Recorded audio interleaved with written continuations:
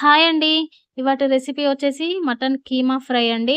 ఎక్కువ రోజులు నిలువుండేలా నేనైతే చేసైతే చూపిస్తున్నాను. ఎలా చేస్తాననేది మన ఛానల్‌లో ఆల్రెడీ లాంగ్ వీడియో అయితే అప్‌లోడ్ అయింది అండి. కింద లింక్ అయితే ఇస్తున్నాను. వెళ్ళైతే చెక్ చేయండి డీటెయిల్స్ అన్నీ గూడా. ఏమన్నా డౌట్ ఉంటే నాకైతే కామెంట్ సెక్షన్‌లో కామెంట్ చేసేయండి రెసిపీ గురించి. రెసిపీ నచ్చేదుంటే ప్లీజ్ అండి లైక్ జేసి నాకైతే సపోర్ట్ జేయండి. మీ ఇంట్లో మీ పిల్లలు ఒకవేళ మటన్ గాని, అంటే నాన్ వెజ్ తినకపోయేదుంటే ఇలా ఎలా ఏ నాన్ వెజ్ అయినా సరే కీమా అలా చేసి ఇలా ఫ్రై జేసి పెట్టండి. 4, 5 డేస్ నిలువుంటది. పక్కా పిల్లలైతే చాలా ఇష్టంగా తింటారండి. ఎంత బావుంటది. చుక్క వాటర్ లేకుండా కంప్లీట్‌గా ఆయిల్‌లోనే కుక్ అవుద్ది. అలాగే పిల్లలు తింటారు గాబట్టి మసాలాలు గూడా చూసి వేసుకొని చేసుకోవాలి. చాలా బావుంటది. మెయిన్‌గా అయితే చపాతీకైతే సూపరండి. ఎక్సలెంట్‌గుంటది.